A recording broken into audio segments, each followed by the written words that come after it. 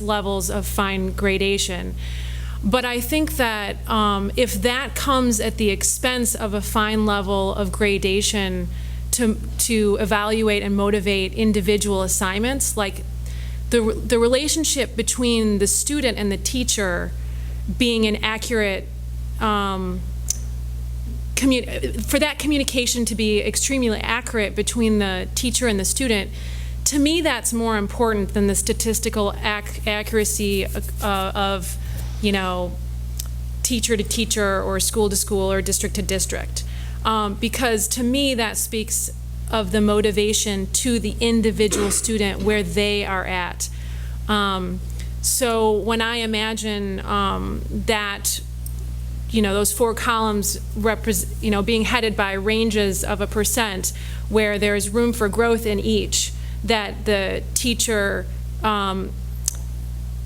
could help the student motivate through, that seems to work better in my mind. But I don't have any clue, you know, really what's going on at the high school, if that is feasible, and what your responses to that imagined world are. So if you could Lindsay's imagined world. Lindsay's imagined world. If you guys could speak to, you know, how that would work or not work in your eyes, that would be great. So I think that that goes back to what I was saying of, I think that we need time to develop this with our teachers. I think we need to look really carefully at what is going to work well for us. You know, I can imagine some positives about what you're talking about and the flexibility. I can also imagine some dangers there where you'll have, when we're saying 2 teachers, it could be 2 teachers teaching the same grade level and the same subject could have some significantly different grading practices when there is that range that's in there. But I think we all know from our own high school experiences that there's always been a range of teachers and how they graded. I think that what we're trying to do is make it really clear. If I put my student hat on, I really want to know how I earned that score. Really, that is what the rubrics help to define. I think one important difference is that I did a lot of learning at in my previous school is about, there's a major difference between a checklist and a rubric. A checklist where you say you need to do this and there's a range of 0 to 10 points that you'll get from that is very different than specific levels of criteria of what you need to do to move up. So if you were to put a 10-point range on a 3, I, as a student, would want to know, and I think the teachers could certainly work on this, how am I going to be crystal clear about what's the difference between an 81 and an 84? You know, whereas if I'm focused on the descriptors, as Dr. Foley explained, you know, I may have had, you know, a few sources of evidence, but I didn't have enough. To me, that's a different kind of communication to the kid. So when I put my student hat on, no matter what range we use on that rubric, I as a student would want to be crystal clear about why I had an 86 and you had an 87 on that one particular skill that we were looking at. And so I do think that there's certainly ways that we could do that by calibration through the teachers and let them, you know, talking, you know, about what would be common criteria to arrive at that score. But I also think that there's other ways that you can use that 1 to 4 system, as Ray explained. And so I think we have some teachers who have made major shifts in their practice, and they're feeling more and more comfortable of scoring with the 1 to 4. And so how do we honor that work at the same time? And it could be what he's describing, where they're scoring that on the 1 to 4, adding them up, dividing them, and it becomes a 0 to 100 score. It's just a different method, and I think that's what we would have to examine really closely with our teachers. I just wanted to follow up, Lindsay, on your comment about it would be a really easy switch. In Lindsay's world. You know, and just looking at, you know, when I look at the teacher surveys and, you know, how they feel comfortable where they are, I think they feel comfortable where they are because of all the work they put in. If we were said we were going to go to a 1 to 100 in September 1st, we're not anywhere near ready for that. I didn't ask for the right PD money from you guys. I didn't ask for the right amount of time for this. I mean, there's a lot of work that teachers would have to do, because we'd have to first come back together as a staff to talk about a plan and what this is going to look like so it looks consistent across all classrooms, because we want to make sure we have consistency in every science classroom. And it would take, a considerable amount of summer work, teacher time, and development of all of the rubrics and assessments and all of that to go along. And that's just speaking for the middle school and where our teachers are. I don't know, Kelly, you're a teacher. You can, if I'm incorrect, let me know. So can I just say one thing? Just go to the mic so folks at home can hear you. I think when you look at the traditional grading of 0 to 100, you're looking at assignments as percentages. Okay, everybody gets an exam, you get 4 wrong out of 10, all right, and you get a percentage for that. We're asking kids to do much more intricate, thoughtful work. So we're setting up these rubrics that have specific criteria for a 1, a 2, a 3, and a 4. And yes, sometimes, like some of my rubrics, I break down to a 2.5 or a 3.5 because there are significant differences. And you can't say like, oh, you take a 3 and put like, oh yeah, well, it's an 80 to an 89. Well, no, you didn't include any evidence in your explanation, so you're a 2 because I'm grading you on that particular skill. So a rubric is set to grade on a particular skill. It's not an average of the whole. So when you look at, and sometimes kids will get an assignment, and I'm just looking at one particular skill, and they'll know that ahead of time. So you can't put the 0 to 100 on this as easily as you would have in past grading systems, things that we're used to, because it just doesn't work like that anymore. Because we're asking our kids to do more difficult, higher level thinking with using these rubrics. And I get what you're saying with the grade scale. I have a bright 4th grader. He'll talk your head off, ask you questions, you'll be like, oh my God, this kid's a genius. He came home with his report card, and he had all 3s on it. I was like, that's awesome. Wow. My husband looked at that and goes, you're average? He's average? I'm like, no, he's a bright kid who knows how to do everything that's expected of him. And that's a switch in thinking that I think people need to try to understand. So, sorry. Thank you. How do you communicate that in college? How do you do that? So, I'm not on that. I'm not Okay. on that. Yeah. Maddie. Okay, we unfortunately, folks at home can't hear when people are talking from the crowd, so if we have folks that want to say something, feel free to come up and ask the question, but we can't have conversations in the crowd. Sorry. Thank you for the comments. I so appreciate all the hard work that went into this. I know we asked a lot of the administration and the teachers, and really appreciate it. Especially love hearing from the teachers, you guys on the front lines. And I noticed, even before we got here tonight, pretty wide disparity between the middle school, where we're at in the middle school teachers, and where we're at in the high school. And I think you just articulated that beautifully. There's a conceptual, deeply understood practice in place. You've been doing it for a while. You've been working hard together for a while. You've had more consistency in the leadership at that school. We've had a lot of turnover at the high school. There are a lot of reasons why that might be the case. So I, for one, would advocate for keeping the middle school where it is. And I know that that's a pain point for a lot of parents. I have a kid at the middle school. For me personally, it's not a pain point. I feel I understand what's happening there, and my daughter understands it, and it's going well for us personally. But I appreciate how far you guys have come, and I think, when Betsy references the period we're in the problem phase, the middle school's further along that curve.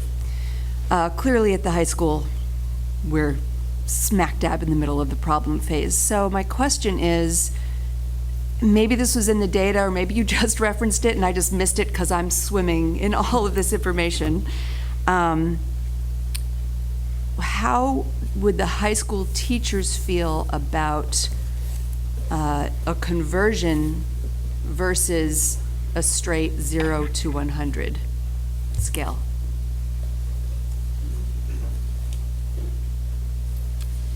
So I think that from the feedback, it looks like, many of our teachers are struggling with the 1 to 4 grading scale. I think we're probably, if I had to guess, from speaking to our leadership team members, I think we're going to have a range of preferences of the way that we go. Scoring 1 to 4 and then turning it into a score. At what level do you do that? At the task, at the standard level? And then other people who are going to find that their preference is to have that range at the top of the rubric. And I think we want to do that thoughtfully of what that looks like. And like I said, we want it to be meaningful for students and still feedback for them. But I couldn't say right now without talking to specifically to our teachers about what that looks like. I think Charlie and I presented to our leadership team to say, it is not simple to say we want to use 0 to 100, because investigating what that means is there's so many nuances to what that could look like. And we have to decide, I think we need to examine other practices. I will say in the research that we have done, I think hopefully the board probably knows I'm a research person. That's what I try to do. We have not been investigating this in the last 3 years. We have not been investigating what's the best way to do a dual system. We were investigating what's the best way to shift towards a true proficiency system. And so I think we need to do our research. We need to really feel this out with our teacher practice before we decide, what's the best direction for us to go.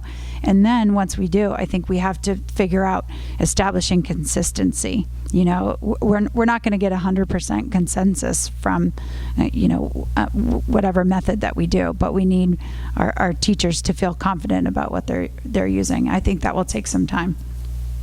And we don't have a lot of time, but we're going to do it quickly somehow. Lindsay. Oh, wait, Jen, you might want to stay there. My watch tracks how many times you sit down and stand up. It's awesome. It's good exercise. It's good. I'm giving you a workout. Yeah. So given what you just said, I really feel that the 9th grade students are in a completely inappropriate situation right now that needs to be fixed before September, because it's not working and it doesn't feel like it's an accurate, representation of what they're working hard to do. So we have like a challenge before us,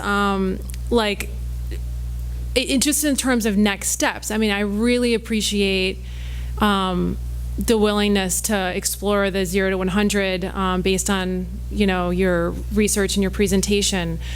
But should we, in your opinion, can we get something? Okay, so I guess I see a couple options. One is just, write another letter to the DOE requesting another extension. But even with that option, it's like, well, what scoring system do you use? Whether it complies with the, state statute or not. Like, what can you get to by September that would make parents and students and teachers feel that what's going in the grading system and reporting and in transcripts is fair? So I think what we were saying that we were proposing that we do would be to turn their final, they do get, in some schools, they don't get a final course grade or score in a proficiency system. They're just leaving it as the standards are. In our school, they are. So the 5 standards in ELA will average up to give them a total overall ELA score.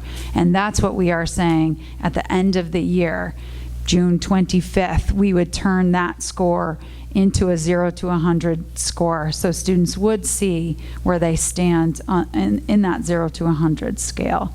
In terms of reporting proficiency, that will be something that we'll have to determine, because as the law stands now, and we know that things are a little bit in flux, we are being held accountable to our students meeting proficiency.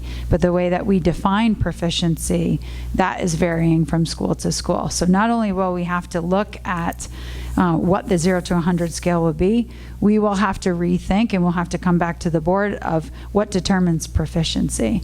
I'll say, for example, some schools already right now are saying that a 2.5 is proficient. We decided that when we approached the board over the last 2 years, that we felt like we wanted a 3 to be proficient here. And so that's another part of the conversation. And I think we have to figure out how to message to students, because our message right now has been a 3 in everything. You need a 3 in everything, or better, and I think that we're going to have to communicate with students about what their scores will look like at the end of the year. Does that answer your question? Yeah, so in a nutshell, you would convert Yes. the 4 point to a 100% thing, and In June. In June. Okay.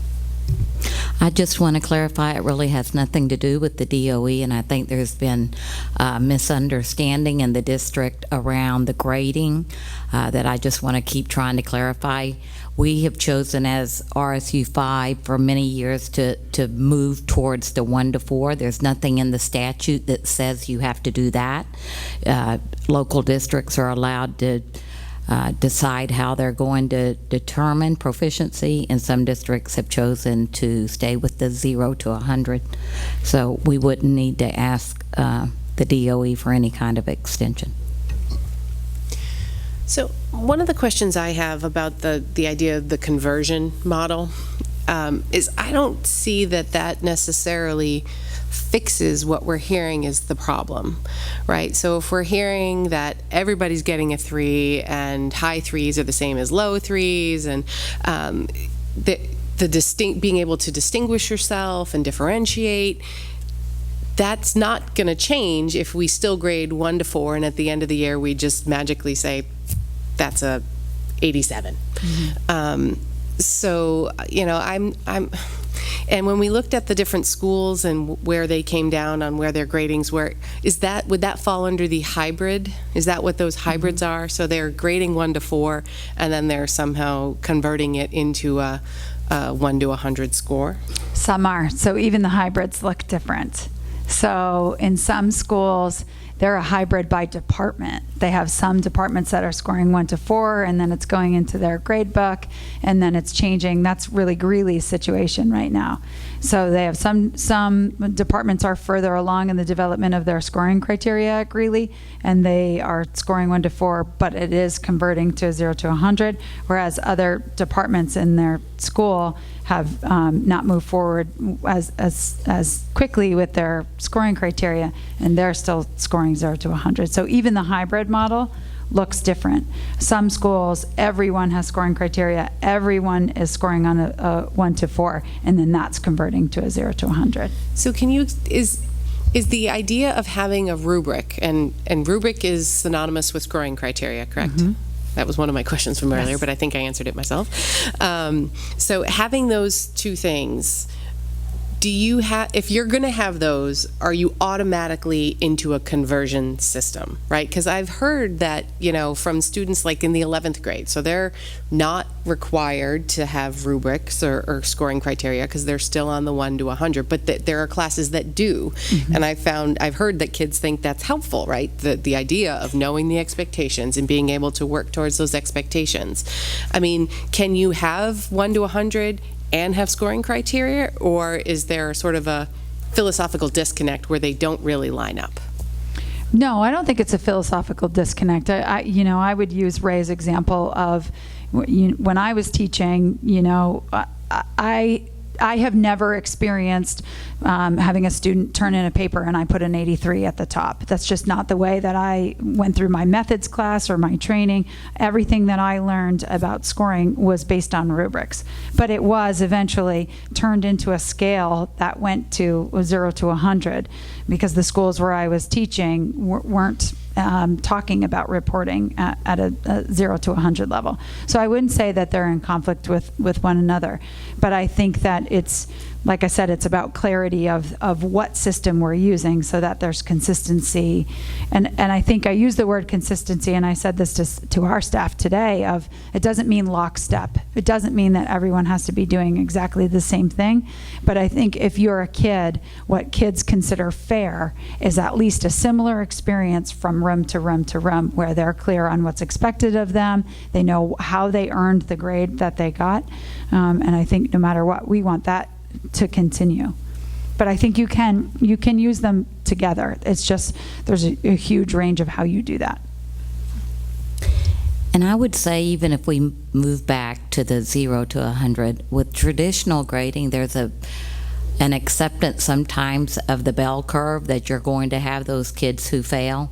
And so even if we're working on a 0 to 100, we want all kids making A's and B's. You know, I've heard a lot tonight about a lot of kids are making 3s. We have the data. The administrators have looked on the report cards. There are a lot of kids getting 4s. But we do not feel that it's any longer acceptable to have kids failing. And I think traditionally there were a lot of people, okay, you know, it sorted kids out, but we want all kids to be proficient and to be able to make choices once they leave high school. Jen. It kind of goes with what both Michelle and Lindsay were saying. So at the high school, with the classes that have two different groups of kids, 9th graders, 10th graders, they're given a conversion chart that has 100 as a 4, I think an 88 is a 3, 82 is a 2.5. So what concerns me is that when you look at that conversion chart, a student who has an 84, which traditionally in my life was a pretty decent grade, isn't meeting the standard. So I feel like they look really different. An 84 to me, as a parent, when my kid was in high school, I have 2 that are in the traditional 1 to 100 grading system. It's fine. You know, 88's better, but 84. So it just really looks so different to me. Just looking at that conversion chart looked like apples and oranges. And those kids were having that experience in the class together. So that's just my concern too, about how it's going to kind of flip back, or if they stay together. I'm not sure. It just seems that if a student is getting an 84 in a class consistently all through high school in every class, but they're not going to be proficient. So that just seems odd to me. And that goes back to, I think, the point of us, thinking about what defines proficiency at our school. And I can definitely say that our conversion scale needs revision. We used a different conversion scale 2 years ago, and everybody hated that one. And I think that we really need to look closely. I've seen one recently where a math teacher put it on an XY axis. That seems to be, the math teachers are going to love it when I show it to them. But I think I think there's better scales out there. I think that that is definitely a place where we could use some revision.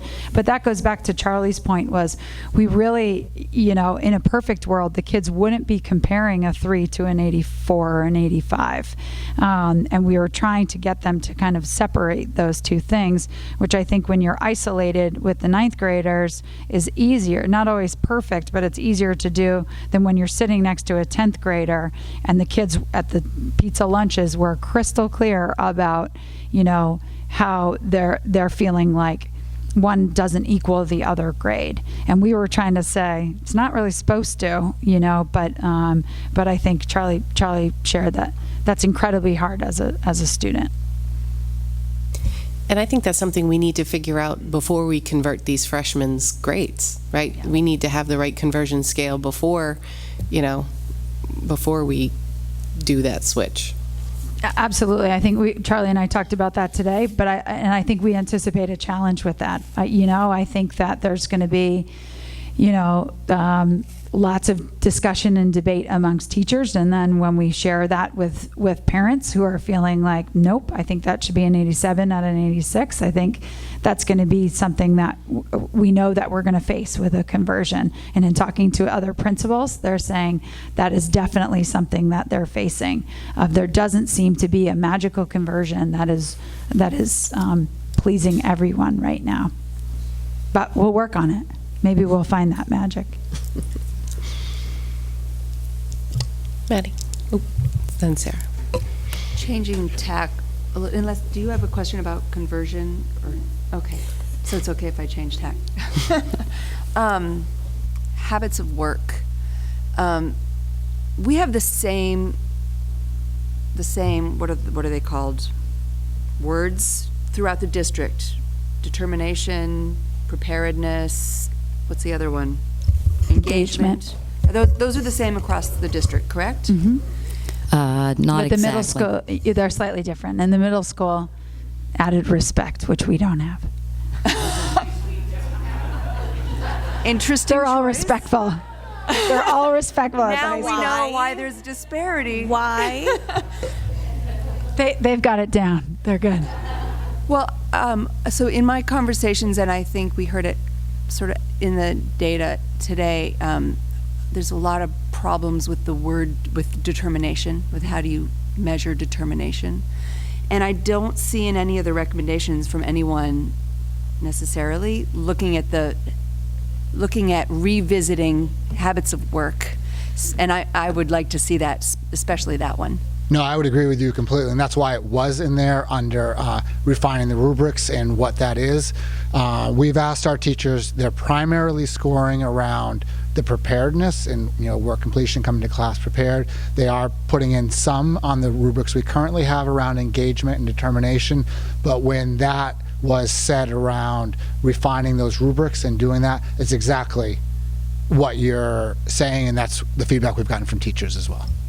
And would Will mind talking to that? Because I think Durham's done a lot of work around that.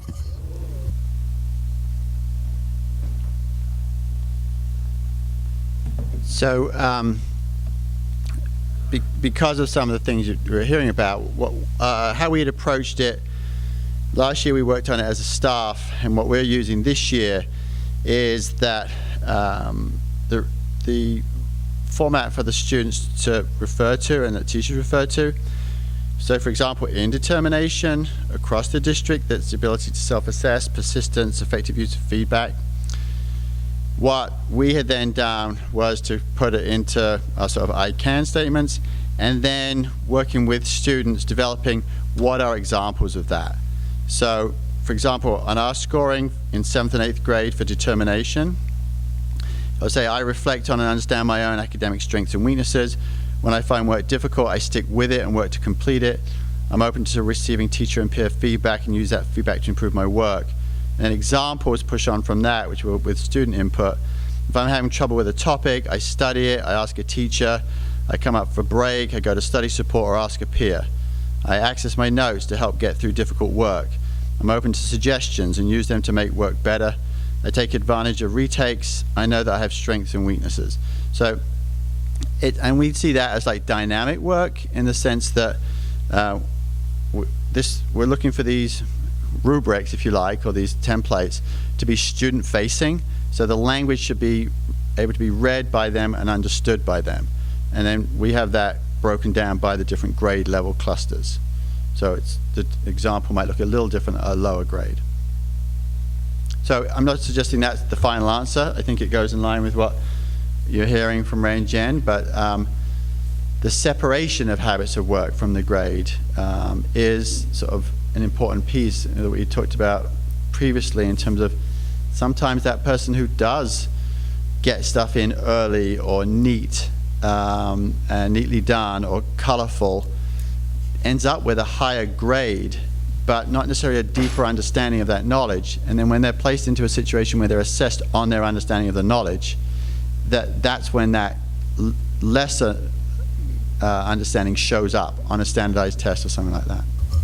And I guess one thing I would add to that, why I think the district chose determination, there's a huge body of research around what is referred to as grit or determination, that kids who exhibit that and have that skill when they go on to college or even in school, that it really correlates to success. Can I follow up? Just a comment. And I remember hearing you present that earlier in the year now, and I know that your school and Freeport Middle School have worked a lot together. It seems like there's an opportunity perhaps for our middle school teachers and our high school teachers perhaps to come together and make that, just have those conversations about what the rubrics look like and how they might translate into a high school environment. So, absolutely. I will say to you that when we did this work, we are aware of what the rubric is for 9 through 12. And so our teachers, we actually spent quite a bit of time last year looking at what is the developmental level of the children from a pre-K through 8, then moving into high school. What can one actually expect developmentally as opposed to wish for or hope for? So, and then how do we ensure that that progression, in theory, a child, or a student, I should say, at that age, moving on from 8th grade with 3s and 4s in habits of work, should be ready to go at the high school, and it should. And our hope is that it does become seamless. So I would agree with you, Maddie, that we would look to have that continuity. I'd add to that I think something that I have really, really appreciated is the sharing of resources between the administrators. And so last summer, we had a 2-day workshop at the high school. One day was focused on reassessment, and the other was focused partially on habits of work. And so we actually took all of the documents that the Durham teachers had created and had an activity around the room where we were adding our high school language to that. What's challenging is it was only a small portion of our staff that was able to be there, and we haven't had as much time to kind of define that. We do have some teachers in the high school who have taken our habits of work rubric, and then underneath it they have their own version that says, in my class this means, and it says this and this and this. And those are the teachers who have been able to play with it a little bit more, try it out, and revise it as necessary. I think one of the really hard things, I would agree with Dr. Foley, perseverance and determination and grit is something we care deeply about. And although it's incredibly hard to measure, it's also difficult to think about giving that up. Though I do know some schools are moving towards habits of work being just observable things like preparation and engagement. But the counter to that is, if it's a quality that we really want to foster and develop in kids, then we should be giving them concrete, systematic feedback on that, like a rubric that says, hey, you're not doing so well right now in determination, but let's talk about how you can do that and what my evidence for that is. But I think it has been universally between kids and teachers saying, even with that work that we did using the Durham resources, that's been the hardest portion of the rubric to score, and we do need revision on it. I think that's you're right that I didn't say that explicitly, but that is also a part of the work at the high school. Jen, can I just clarify? Are the guiding principles different or the same from habits of work? The guiding principles are different, so that is something that other schools are using. Some schools are using the guiding principles as their habits of work rubric, are incorporating them, and some of our teachers have actually done a crosswalk between the two, and that's certainly something we've discussed. Is that a way to measure the guiding principles by using the habits of work rubric as a tool? That would take some pretty major revisions to ours, and there's more elements to the guiding principles than we have. We only have 3 domains, and there's more than that for the guiding principles.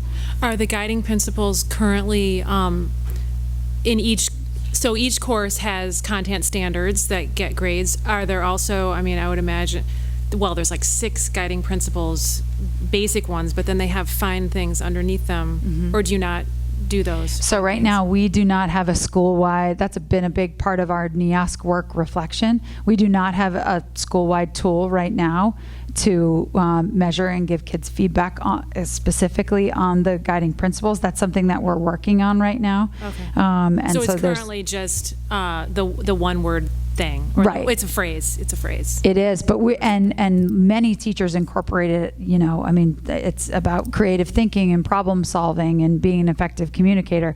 So lots of teachers are teaching and assessing that, but we don't have a school-wide systematic rubric yet in place. That's what we're working on right now. And it could be habits of work. That wasn't the direction originally that we were going in, but that's been part of conversation in the committee that's working on it right now. I didn't see habits of work listed in any of the state statutes. Where did that term come from? It's not.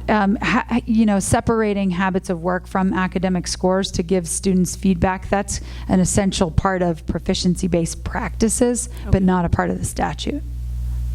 Okay. Hi. As I was talking to some of my fellow board members earlier today, if you don't have students in the higher grades, you don't always understand some of the terminology or how things are graded. But I was struck by the high school teacher who spoke earlier today about some of the problems she saw, like formative versus summative. And I wonder if that's something that also is looking to be addressed, that we're only grading 20% on a lot of the work that's being done, and then at the end when they're assessed, that's 80%. And my other question is the notion of averaging throughout the year.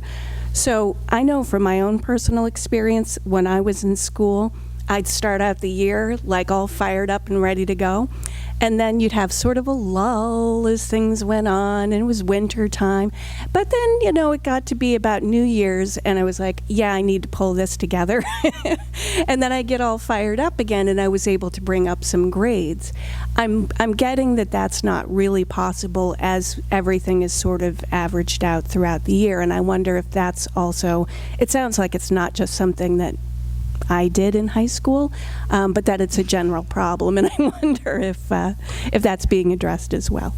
Thank you. It's certainly a change of the averaging in terms of 0 to 100 to the 1 to 4 scale, and it's a great point that Margie brought up of the range can be difficult for a student to if they were scoring really low, to pull that way high up.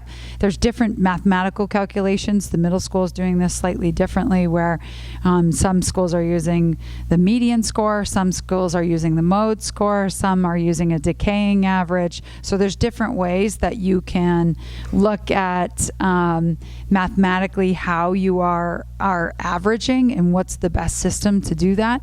Right now we are straight averaging, and I think there's advantages and disadvantages to that for sure. I'm trying to remember your first question, which was formative versus summative. Yes, thanks.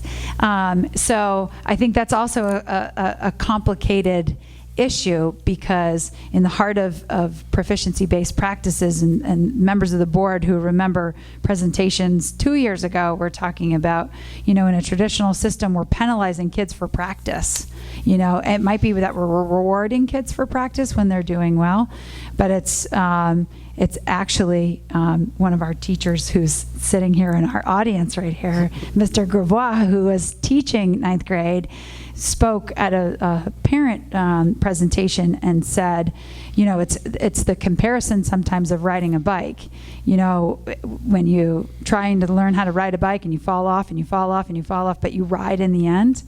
We care that you rode in the end, and we're not saying like, well, you rode, but you didn't do very well here. Or there's the sprinter comparison. They take the fastest sprint. They don't take your slower sprints and average them in with your faster sprint. And so that's the other side of what she was describing. We don't penalize an athletic team or a drama production for what they were doing in the learning process. It didn't count against them or for them. It was what their product was in the end, which is a really different philosophy than we're going to count every single thing you do in that question. Like, does this count? when kids ask that. Does this, well, I'll do it if it counts, and so there are two really different philosophies on that, and I think there's merits to both, for sure. I mean, being in Margie's class where those kids are diving into that text every single day, there's certainly value into that.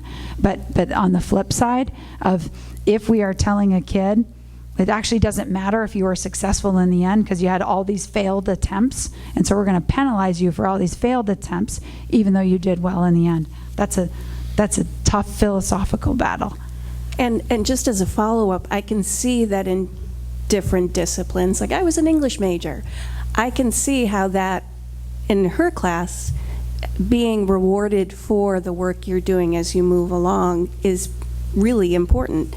But if you're doing, say, math, you want to know at the end that you're getting a really good grade, or a science experiment, or, your lab results, or whatever it happens to be. And so what you're talking about is something we struggled a little bit with last year, figuring out how do you make that formative and important to the kids and important to the learning process, because it's hugely important to the end result, how the kids do along the way. So, because last year was the first year we completely separated the habits of work and the content grades. And so, in our reflection at the end of the year is, as a staff, we decided we really need to figure out how we value the habits of work and the formative more. So that's something we focused on as a staff, that, at the end of last year, the summer, and throughout this year, to really value that habits of work grades to kids. It became part of the honor roll. It became part of athletic eligibility. My daughter sits in Miss Fitz's classroom, and Miss Fitz will give her homework of, you need to study and learn these things and come back. Sadie gets a preparedness grade if she comes back and has learned that stuff for Miss Fitz. That's a formative assessment along the way that's going in her habits of work. Did she go home and come back prepared, knowing what she knows, so that then she can apply that knowledge in the higher level thing the next day in class with Miss Fitz? And that's one way that you can make that formative important. Just want to say that I love the fact that your daughter's name is Sadie. I have a 2-year-old named Sadie. And it's named after my grandmother. I think it's interesting because I heard her, at one minute it was, we want to value the work they're doing in those formatives, but in the next, the next breath was, gosh, but we don't want to, we average all these things, and, it's like we want our cake and eat it too. And I really like Ray's response of, we can pick up what we want to encourage from that formative work through the habits of work. Are they doing the homework in preparedness? Are they involved in the conversation for engagement? Are they trying again when they fail? That's the determination grade, so that they can get to an assessment grade, the summative assessment that says, yes, I have a grasp of this information that they want me to have. We've all had that college professor, well, maybe I had the college professor where there was 3 grades in our class, right? And after the first exam, he said, just so you know, whatever your last grade is, as long as it's better each time, that's your grade for my class. So if you got an F and you got a D and you got an A on the last one, you got an A for the class. But he didn't tell you this before the first test. So you didn't just blow the first test on purpose. But, that was the idea of trying to get better and really rewarding people for capturing it at the end. And, that's the idea of proficiency, right? It's not that we did all of our homework and handed them in. It's that we got the information they were trying to convey.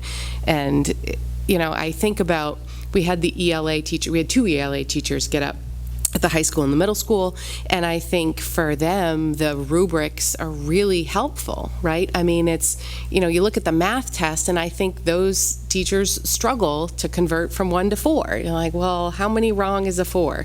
Does it matter which ones you got wrong? Is it any ones you got wrong? It's harder, I think, for the math side to work on 1 to 4, whereas you could see an essay makes a lot of sense, significant convincing evidence, It's hard because, when someone had said some of these schools have the hybrids by department, I can almost see that working because I think it lends itself in some areas better than others. So what I would say that piggybacks, and I'm sorry that I don't know everybody's name who commented, but I think that when somebody was talking about the complexity of assessment changing, that is something that is a major change in education, no matter what system that you use.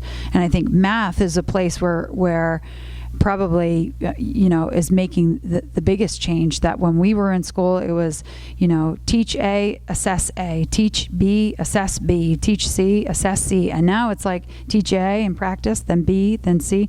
And the assessment is you got to do A, B, and C together. You need to do some complex thinking of how these things work together. And I have a first grader in Portland, and apparently their push is math because she doesn't come home with anything else. I'm like, do you do anything other than math during the day? Which is great, I know. But, I'm looking at my first graders' work, and I actually brought it in to show one of our ninth grade teachers yesterday, because there's almost nothing that she's doing anymore that's straight, like this plus this is this. Everything is like this contextualized problem where she has to figure out what's the relationship between these numbers, or what is this in this giant paragraph for first grade. What's the math, that she's trying to figure out? And so I think it's something about scoring criteria is not made to assess a test that has 10 calculation problems and you're just, busting out the number. That's not what it's made for. It's made for, let's look at a complex problem. When we look at the AP test in math, so many are situational word problems now, where you need to figure out what they're asking, manipulate the numbers, and then come up with a response. And what you're scored on is how you kind of elaborated on your thinking, how you got there. And I think that, so there's, in the scoring shift, there's the assessment shift, that you kind of can't talk in some disciplines about one without the other. There has to be that shift. And I think we're seeing that shift at the high school in some places, and we have more work to do. I think that's regardless of what system that we're looking at. And that is a place where I've seen teachers work incredibly hard to really look at their assessments and see, what are they asking kids? What's the level of thinking that they're asking?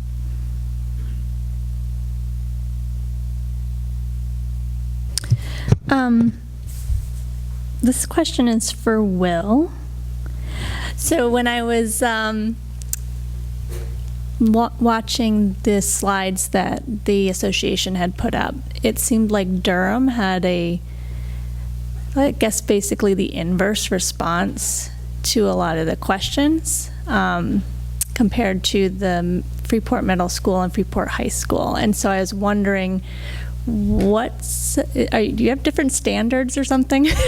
What's going on there? Well, unfortunately, I can't really speak to that because we had not seen that survey data until you saw it, and I still don't have a copy of it. So I can't really look at it and really give you a sense of the number of people who were surveyed. What I will say to you is, obviously, with a smaller staff, that 2 people out of 6 is a third. And so if 2 people out of 6 perhaps had questions or concerns, that's a third of the responses. So at this point, I'm afraid I can't really speak to that. I can give you a general sense that at we have not done quite the same level, and I'm not sure it was inverse to the high school, but maybe I'm not quite sure what you're looking at. If you're talking about the stuff that Hank shared? Yes. Yeah, so we hadn't seen that until you saw it.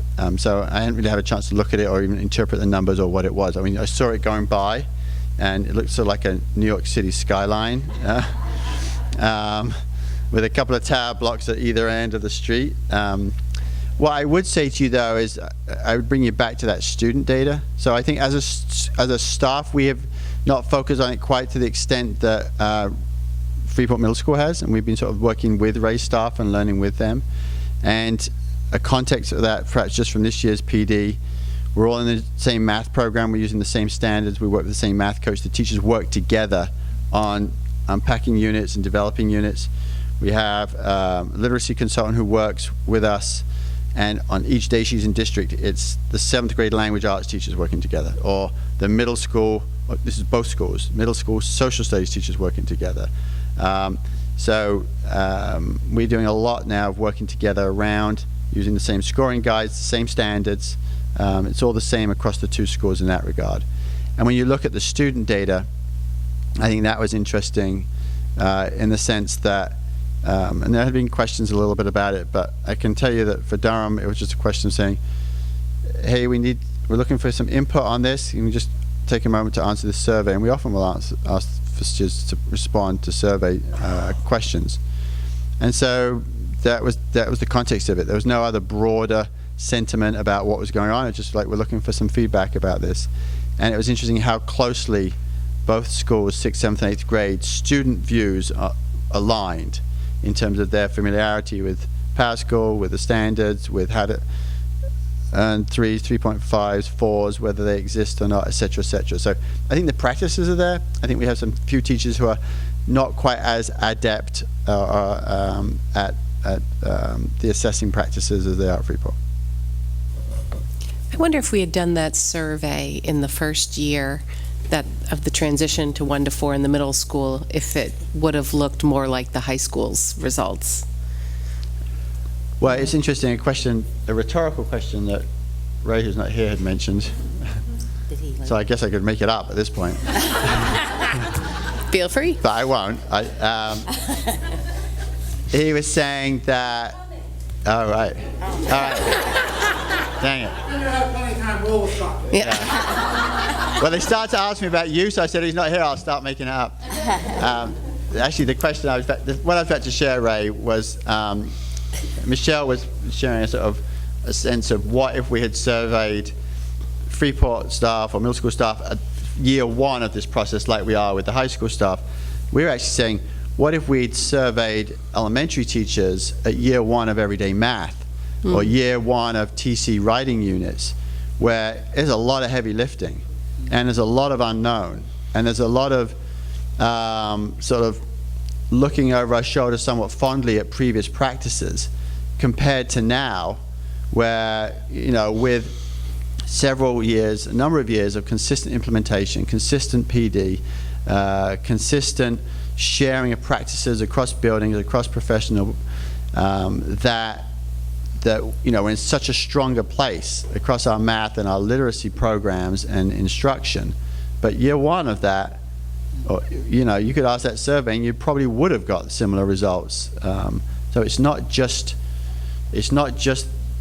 proficiency based or grading, it's about difficult change and the hard work that goes into it.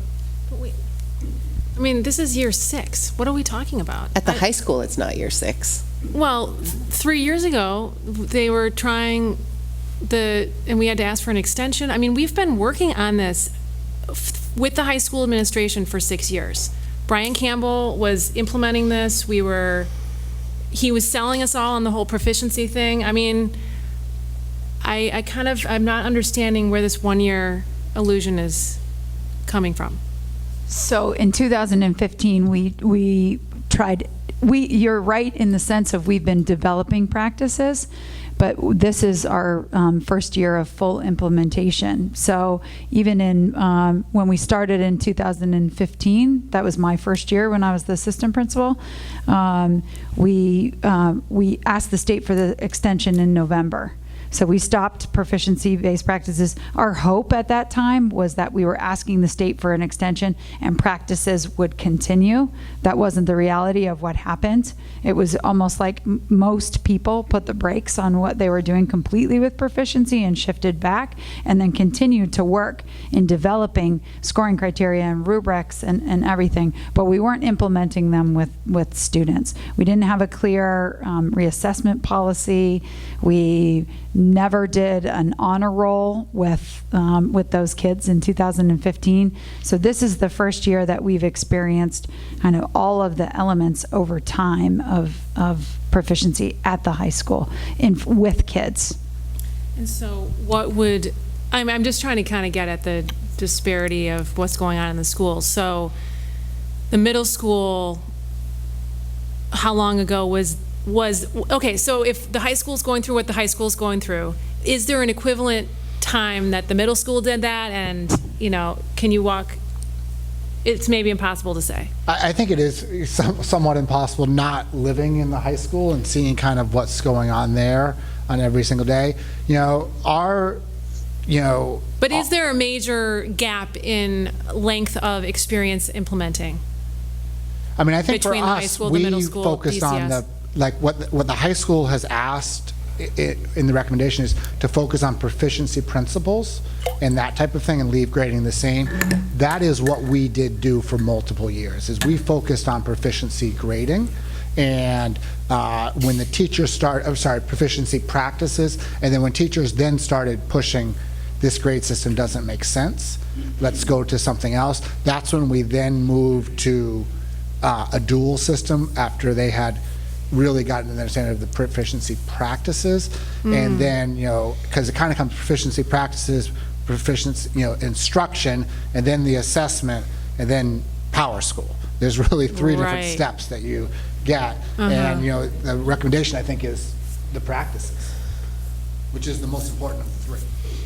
Okay. Thank you. Jeremy.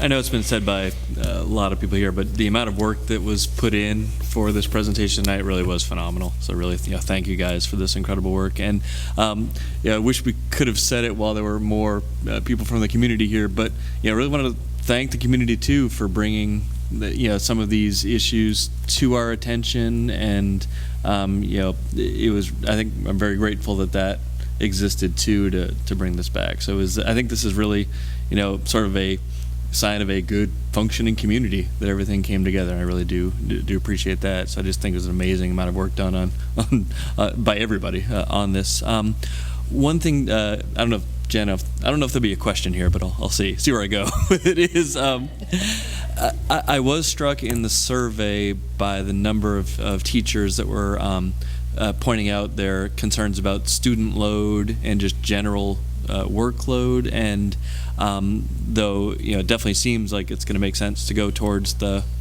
back to the 1 to 100 scale, I think we have to be very cognizant of not increasing their workload and completely pushing them over whatever edge exists on that, because they're obviously the core and the key of our schools, our teachers and of course students. Just want to make sure that we keep that in mind as any changes are made, and us as a board through the policy committee making sure that's considered to the ramifications of any changes that do come from this. So, but just really thank you guys so much. It was amazing work on this. Yes, the law of unintended consequences. We think we're doing what we hear them saying they want, and then they go, wait, what did you just do to us? So we want to make sure that everybody's heard in that. Yeah, Kate. You're the only one with your hand up. I still got more questions. Okay, so this kind of goes on to what Jeremy was just saying. I wrote down that what level of work is involved with incorporating 0 to 100% with the PBE. What it sounds to me like is that we want to keep doing the PBE practices, which I am fully behind supporting that. But to me, I don't see how we do not add more onto the teacher's plate when we're trying to keep scoring on a proficiency basis, and do the 0 to 100 scale. And so this goes back to also what Lindsay was saying earlier. I know we're talking about grading here, but I think that at the same time we are talking about needing more time to implement a PBE diploma, because we're not ready to score our kids in the 9th grade for that. And so that's why I'm grappling with the timeline here of how we can, at the end of the year, translate grades to 0 to 100, because to me that sounds like you're bound to have way too many surprises to find out what your grade is at the end of the year after you have no opportunity to remedy it. There's way too much work that needs to be done at the staff level to get their buy-in, to get what has occurred at the middle school where the implementation was there prior to the grading.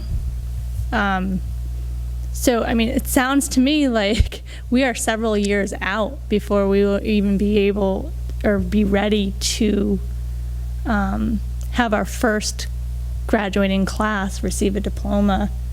Or actually, not even that. It would be the first class to start being graded on a proficiency-based scale. And so I'm want to know more about what we as a board need to do procedurally, because the first step, I think, would be to request the extension. So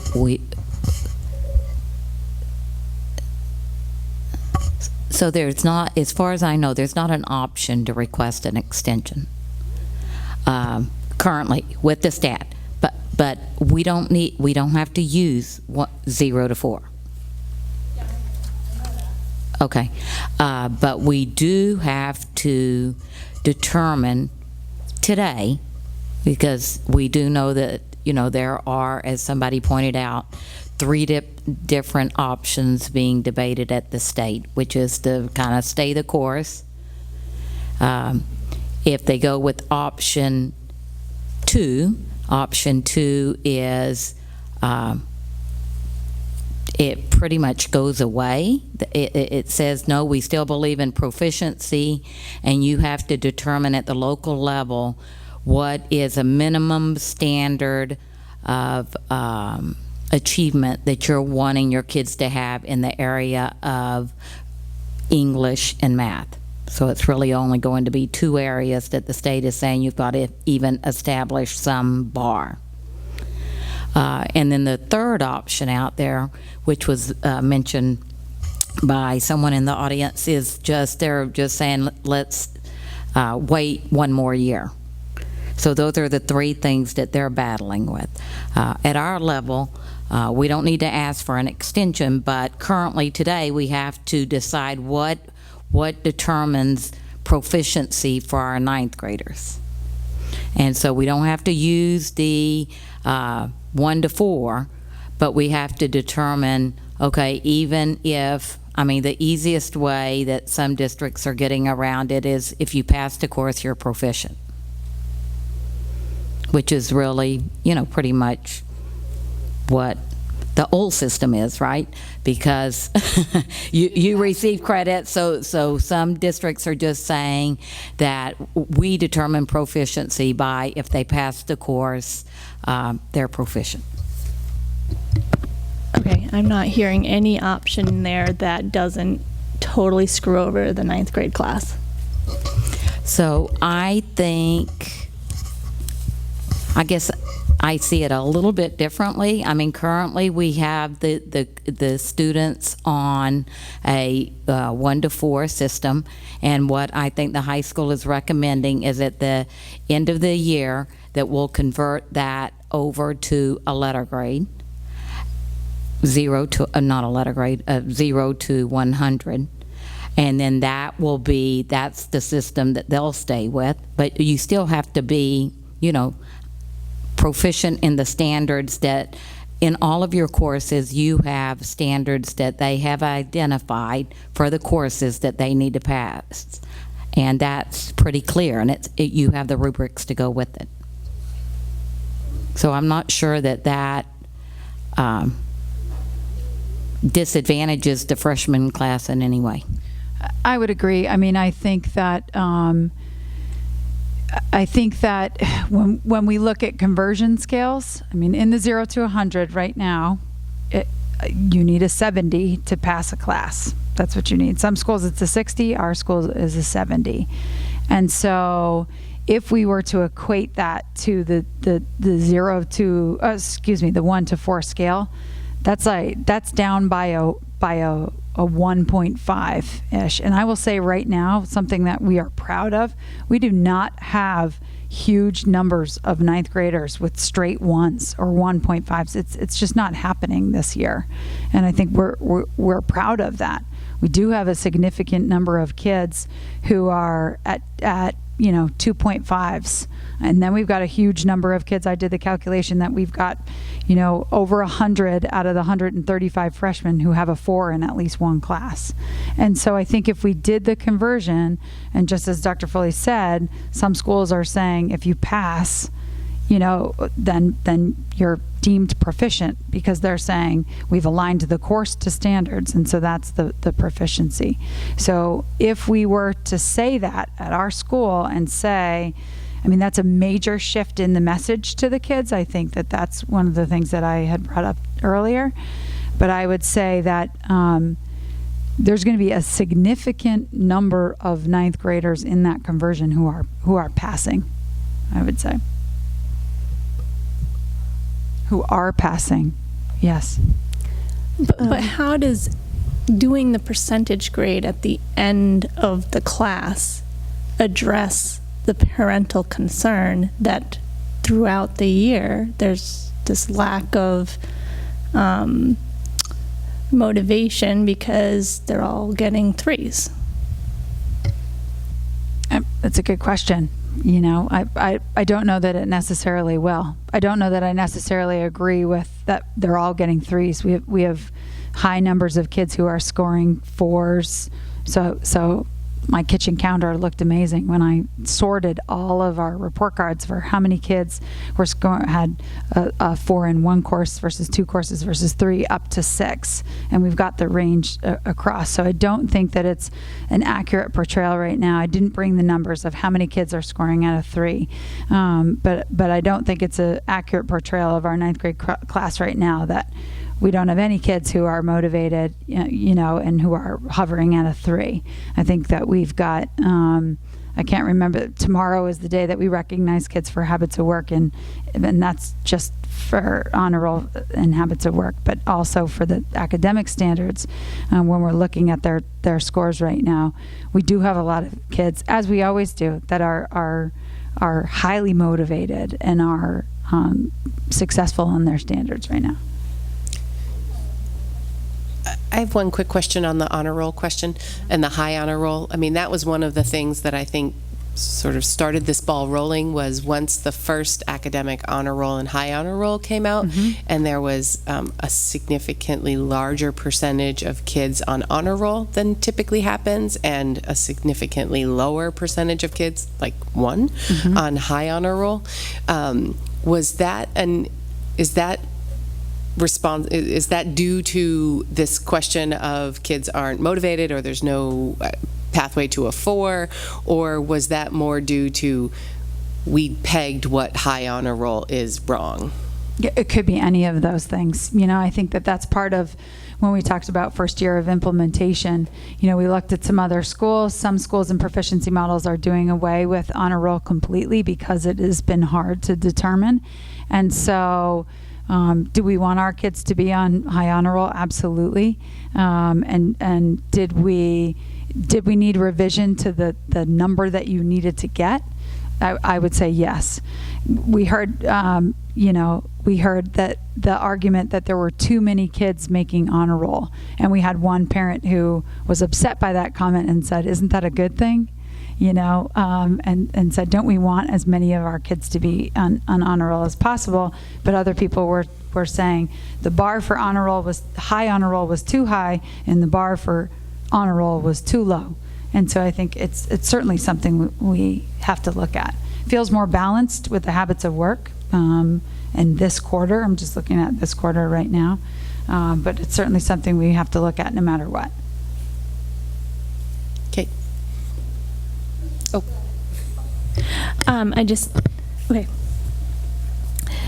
I perhaps asked my question the wrong way. What I heard people saying is that the low 3 and the high 3, there's no distinguishing that. And that this solution to just convert the grade at the end of the semester to a percentage grade doesn't address that. And so it doesn't.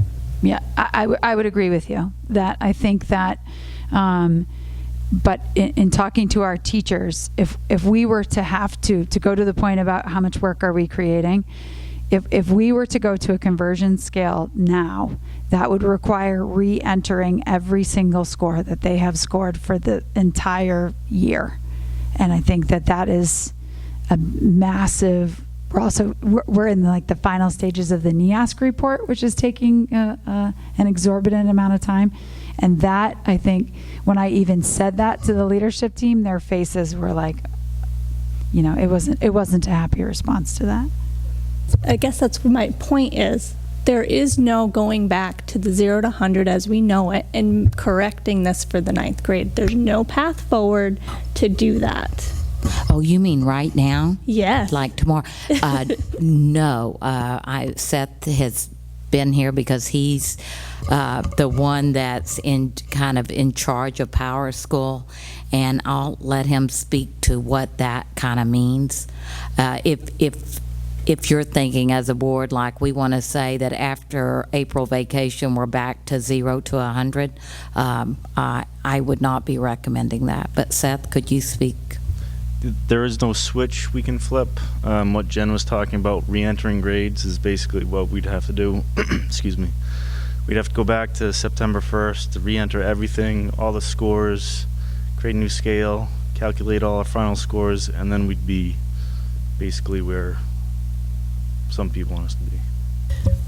But what the recommendation is once grades close for the year, you could take their final grades in their classes they had, and those would be put on a conversion scale and say, okay, for your freshman math class, you got an 87. And then that would be used to calculate their average through the year. And that would go on their transcript, because I would say one of the loudest pieces of feedback we've heard from parents is when they are applying to Brown, they want that 88 or not an 88, probably 98 to go to Brown. But they want that number. And so the conversion would not solve all of the feedback issues that have been brought up, but I would say, and I don't know if Charlie would agree, but that would be one of the strongest arguments, is this communication to college, and that's what the 9th graders would have.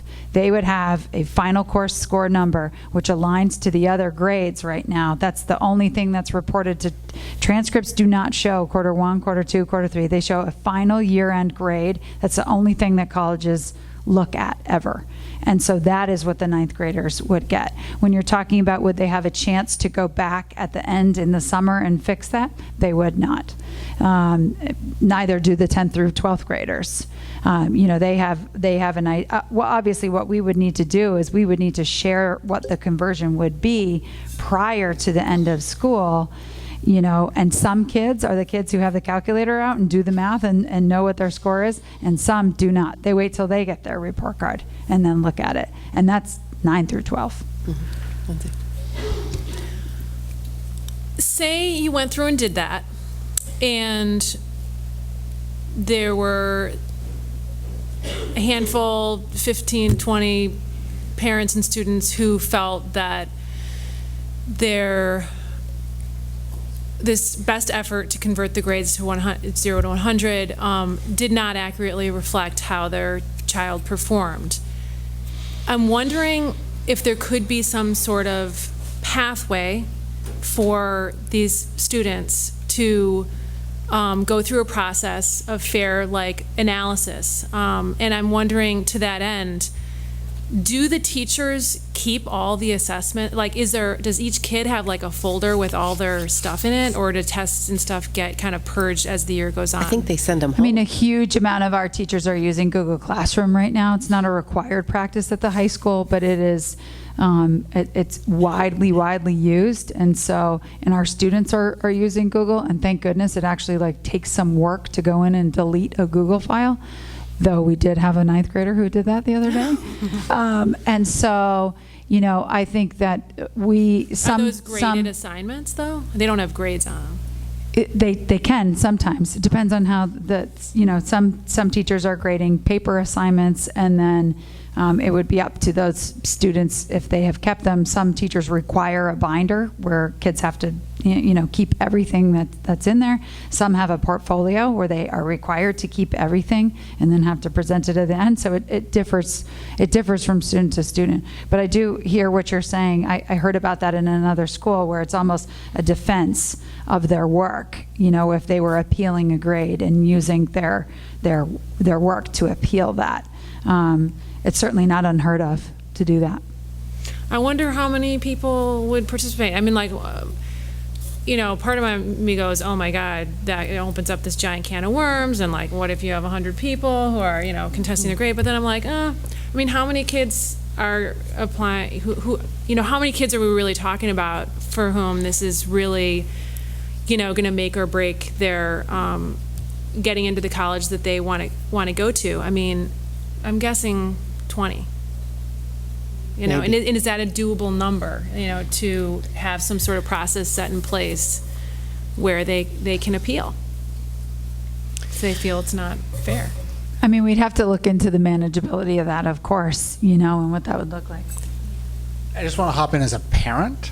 So John, Naomi, and I lived this as parents for our current juniors when they were given 1 through 4 grades the first, quarter, and then it was transitioned to a 1 to 100 grade. And I just looked up my son's grades from his freshman year. His highest quarter was the transition out of standards into that. And John and Naomi, you can kind of fill me. I don't remember there being really any parental debate about the conversion scale that was created by Brian and Jen and the teachers at the high school. I don't remember that ever. Well, I don't think the debate would be about the conversion scale per se. I think the debate is the feeling of injustice that the 1 to 4 grading system did not allow for the reflection of high achievement. Yeah. And I do think that something got messed up in this first implementation, and I am just trying to figure out how do you create a feeling of grade integrity if there does happen to be a dispute. And I just looked at one report card of my son, and his grades actually went down going to traditional.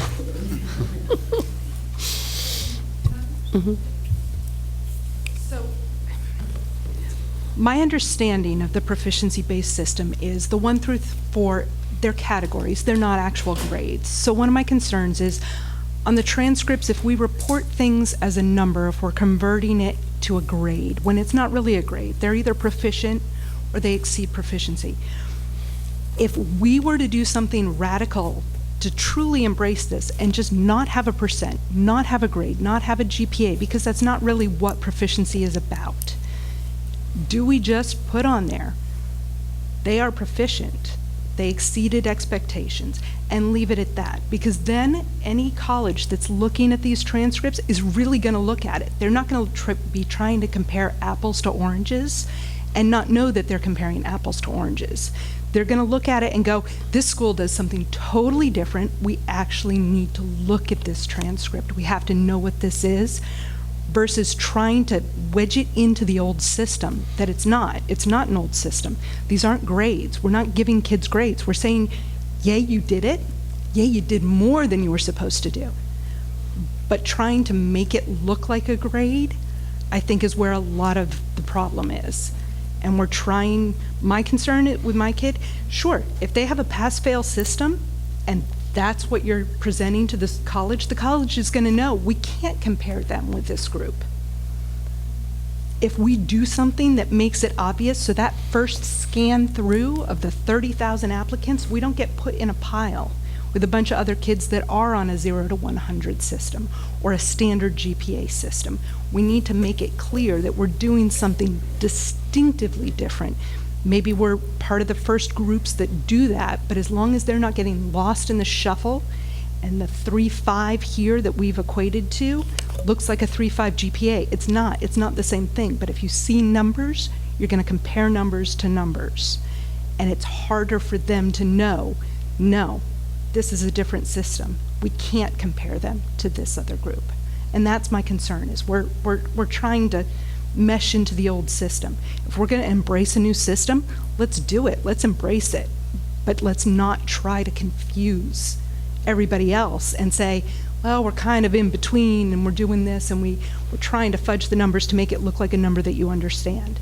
If we're saying all the schools know what they're doing with the admissions process and really do this, let's just make sure they know we've got a different system instead of trying to make it look like we've got the old system, because we don't. Thanks. Maddie? I think that's where we're headed, and that's where I'd like to see us headed. I think that's what standards-based education is all about.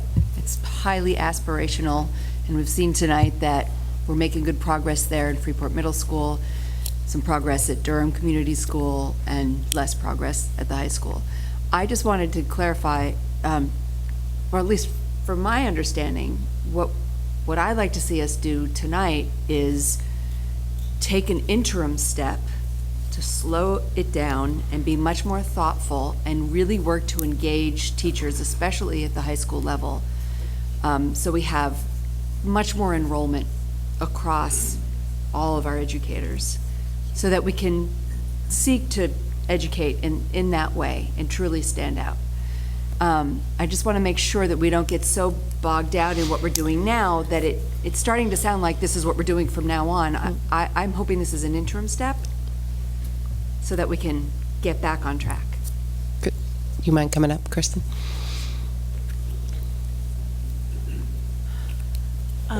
Yeah, so...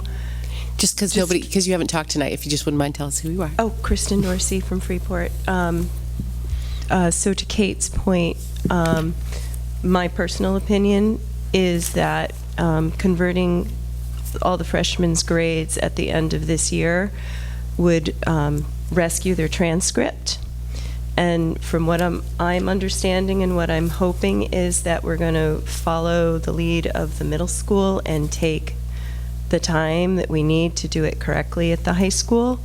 You know, whatever it is, 5-7 years. And so, and I, as far as worrying Lindsay about repercussions, I think any of those disparities or inequities are already there and sort of felt by the kids, and they've swallowed it. We've talked at other meetings about, you know, before we started going to the 0.100ths of a, it's kind of changed over the year. First it was 0.5s, then it was 0.25s, and then it was tenths and the whole bit.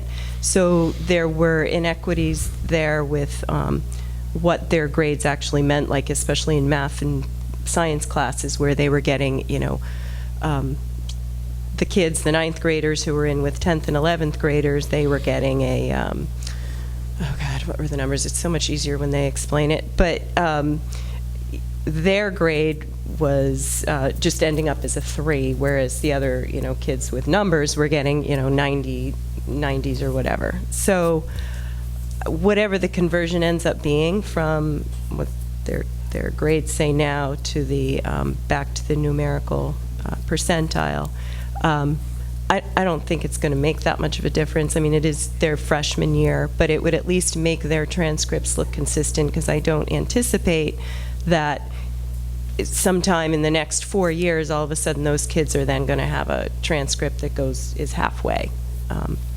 So as a parent, I would be fine with what Jen is proposing now, that just to rescue their freshman year and get it back to what's understandable for colleges and for the kids at this point. It's what they understand is the 1 to 100. I wouldn't anticipate that there would be that much, especially if you didn't feel that with the 2015 class, that there weren't huge repercussions. I wouldn't anticipate that that would happen with this freshman class. So. But I think it's really going to come down to the communication piece of it, and people knowing, and, you know, and if there's a way that someone feels, you know, just incredulous about it was a huge injustice against their, you know, against their student, that they should certainly be talking to Jen about it, and you know, and if it's necessary that we come up with some sort of system, then we can look at that. But it is 10:17. and we have a vote on our agenda if we choose to use it. I feel like I'm getting the sense that people are interested in a vote on this. Is that sort of nod if you're, yeah? Okay. Okay. So the vote that's on here, what's on our agenda, which I've lost, oh, here it is consideration and approval to send policy IKAB, which is the grading system, reporting student proficiency, back to the policy committee for revision. So, our options are, we don't have to vote.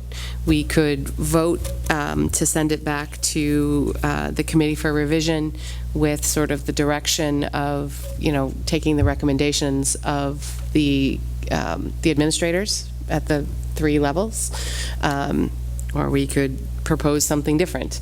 I make a motion that we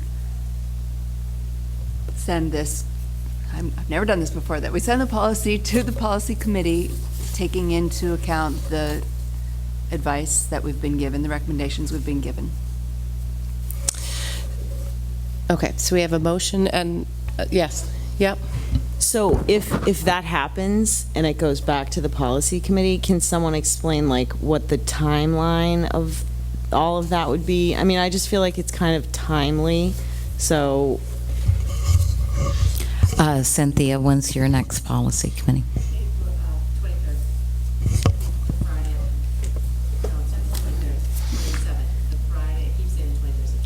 2 weeks from Friday. So it would go back the Friday after vacation. So I'm wondering if there's any way to move it up so that if the policy committee has a recommendation, then we could make an adjustment to the agenda on the 25th. May. Of April. She's talking about April. That's okay. It's late. It's actually the 23rd. Oh, is it? Right. The annual budget meeting is the 23rd. So I think that would be the, if they could, if the policy committee could do that, that's what we would do. I mean, I think that if the board signals that if they follow, if we are getting tired. I think that if you vote, yeah, and there's a clear message on that vote, I think that signals the high school that they need to start working on that tomorrow. Working on that tomorrow for implementation starting at next year's That's school. correct, but not tomorrow 1 to 100. Right, not tomorrow 0 to 100, but tomorrow okay, how are we going to do that conversion so that we can communicate that as quickly as possible? Because I would rather do that, and so that if there is an appeal, to me, that is quickly known, and that there's opportunities for students to, I don't know, revise a paper, rewrite an essay, right? That's true standards-based learning. The chance and opportunity for reassessment before the end of the year. I think it gets really tricky when you're appealing a final grade. Naomi? So our objective is to get this in place for the upcoming school year. So how timely is the policy? It's not, do we need it done in 2 weeks, or is it going into effect the following school year? Right, I guess what would come back from, what I would envision coming back from the policy is sort of how the implementation of this conversion back would go. Right, and then a second read and all that, so we don't have many meetings. Right. There's not a lot of meetings left. Yeah. That's why I was asking, because if people are going to vote right now whether or not they want to follow the administrators, what their recommendations are, I don't think anyone's going to vote any differently if we wait to put it back to policy and back and forth. Especially if we're going to send the message to the policy committee that we are going to follow the administrators. I feel like they came here and gave us a pretty clear message. So I don't know how to not you already made the motion, so I don't know if you can make another motion, I don't know, but I would rather vote on to, go with Jen and Charlie's recommendation so they can get working on it if that's what we were already going to send to the policy committee. Yeah, we have to revise the policy, right? So I don't think. So we can't vote and say, I got you. That's the official vote to change the policy is once it comes back to us. So this is step one in that process. And, just that step one is going to signal to these guys that they're going to get moving on the very subtle. I've been told I'm subtle, Jen. Not. Lindsay. I have a procedural question. Can the school board schedule a special meeting in which it revises the policy on the spot?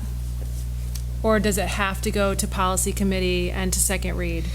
We could if we changed our policy around policies, which would take 2 reads. Okay, so that's written in policy that Yes. any change in policy has to go to the policy committee. with It's the not second- law, first and like, second read. because I've asked that question, because I think it's crazy that we do the vote on a first read and then send it to a second read. And it's not law, that's what we've been told by the lawyers, but it is our policy that that's how we do it. So we would have to, it wouldn't save any time, because we'd have to change that policy to make it happen. What? You want a second read the same day? Would you have to have a second read on the policy you're changing? Yes. Because otherwise, yeah. What's that? Yes. Because until we have that, until we approve that policy and run it through our normal policy process, that's how policies get approved. So until we've approved it, which is 2 reads, that's how we'd have to do it. And I just like to say that's kind of the point of a policy committee, so we don't make like rash decisions at 10:30 at 10:30 at night. Yeah. Maddie. I just want to say out loud, I think this probably goes without saying, and I have every confidence in Jen and Charlie, but because it was said a moment ago that in 2015, it came off the table, there was an expectation that standards-based would continue on, and it didn't. So I just want to say, at least from my perspective, that's the goal, is that we keep working with standards and ramping up, even though there's an interim policy shift. Yeah, because I think, while there was some question about sort of PBE and as a whole, I think the majority of folks, what we heard them say was they didn't necessarily have an issue with the PBE standards and practices. It was really around the grading. So, I mean, if the practices are what's most important, and I think that's what Ray said, then, let's preserve those and adjust the grading now. And, maybe someday we get back to 1 to 4 like they have in the other schools, or maybe we don't. But it seems clear that we're not ready for it today. So. I'd actually like to see us. We can't do that in the policy, but maybe in our August meeting, I'd like to see us determine a timeline for how we continue this path forward and revisit this idea at the appropriate time. I have no idea when that might be. Yeah. Kate. So this is like not making any sense to me to continue with PBE and do 0 to 100. It does not work at all. And so I am not in favor of changing the grading system. I'm just not, because I don't understand how you're going to be able to get all the work that needs to be done to, first do the scaling for the 0 to 100 and concentrate on what needs to be done to implement PBE. So I have way too many questions about how that's going to be accomplished to be able to even vote on sending this to policy. I share your concerns, Kate, and I would love to be able to vote that way. I feel like it's idealistic, though, and my concern right now is that we've lost the trust of the community to a large extent.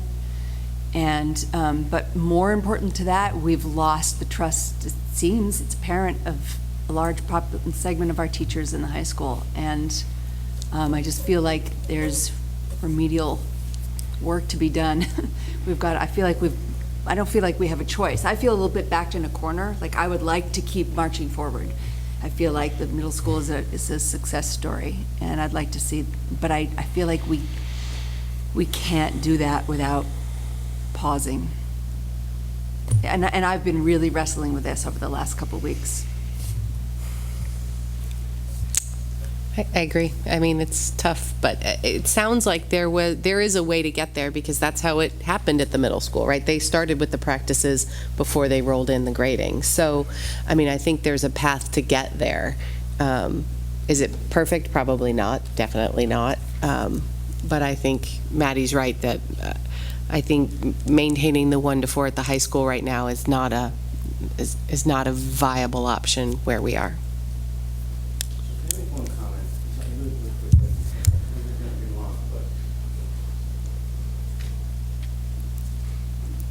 If you stay this late, you get to make a comment. I appreciate this. Clearly, the state is going to be resolving this one way or another within weeks.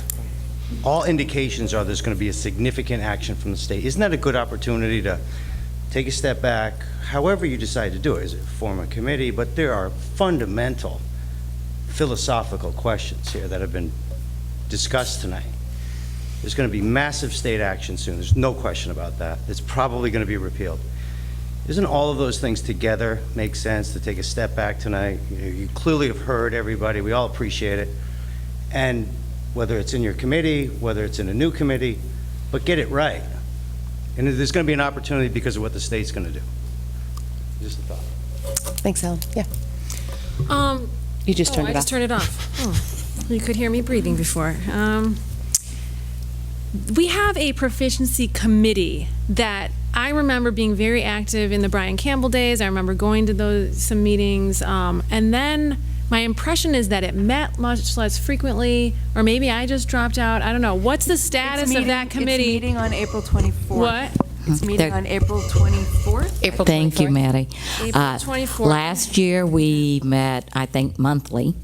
And we... They always wondered where you were, Lindsay. Yeah. Oh, whoops. Missed those. No, I don't think I was formally on it. I think I was you just weren't, a visitor Lindsay. or something. Yeah. But can you explain the makeup of that committee? That committee. Could that committee be involved in this solution here somehow? Or not really? It's not the right body? I don't know about the solution you're grappling with.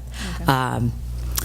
So last year, at the end of the year, when we looked at the work for this year that the high school was moving to and what we needed to be done kind of at the other levels, that we said, let's do the work in smaller groups and then come together to share. And we've done that once. We have another meeting on April, whenever it is. 20-something. So I don't know that that's the group.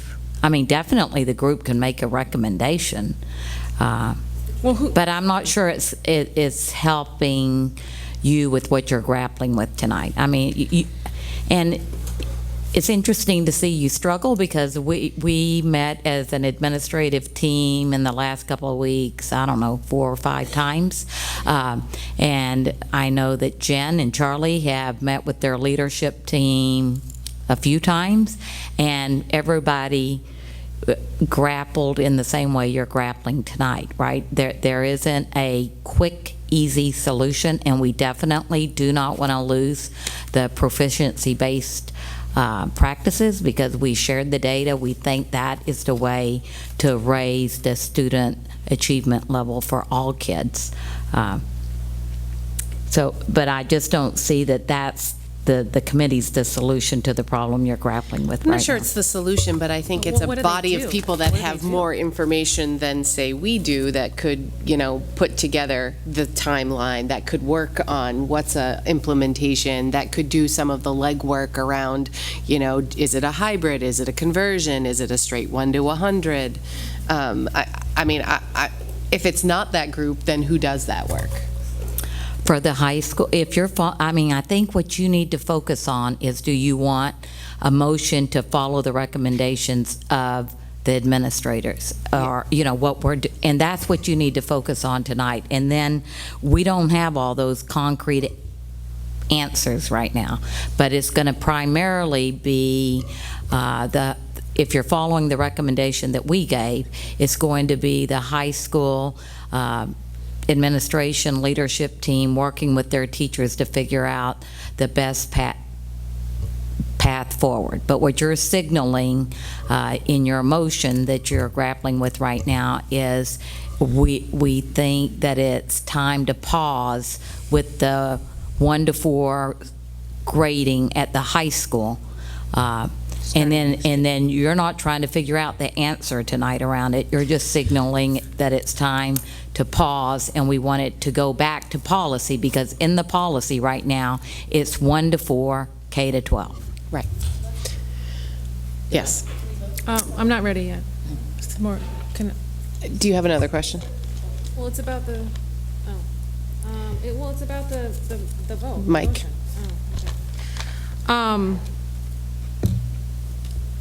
I think there are more problems than just at the high school with the 1 to 4 grading system. And while I recognize that the middle school has a lot going right, there are revisions to the policy that I would recommend regarding some stuff going on at the middle school. I don't want to leave that out. I think, you know, so I don't want to just give instructions for the policy committee to, you know, write something about the high school temporarily going to, I mean, I don't know what, I mean, I think the motion is vague, and I want it to be more specific. The motion isn't vague. It's to take the recommendations of the administrators, which is keep 1 to 4, pre-K through 8, and go back to 1 to 100, 9 through 12. That's the motion that's on the floor. Well, a number of recommendations on my slides, Helen. I'm thinking it's all of those. Right. Like the, yes, so maybe the let's revisit. read what those are, so we can be clear. Habits of work. That's why I specifically asked about habits of work. But I mean, the policy relates to grading. The grading, right? We're sending it to the policy committee, which isn't necessarily around the creation of rubrics, and it's the grading system. So, I mean, we can certainly, you know, provide direction around all those other recommendations, you know, about our expectations about them, you know, continuing to work on those things or starting the work on those things. I did have to laugh when Ray said that the revision of the rubrics is never done. I think he probably meant never complete, but I heard we just never do it. Yeah, I know. I said, you mean finish? Yes. So maybe we have a vote on this motion, on this policy, and perhaps we could add to the agenda first meeting of next year. I don't know. Sometime in the foreseeable future, within the next 6 months, we have a board update on these where other they are recommendations. on the particular recommendations. So you will receive an update by the end of the year on, you know, where we are with proficiency as part of just the end of the year goals. But I'd like to specifically, with all the things they're recommending to us, I'd love to hear back on all those.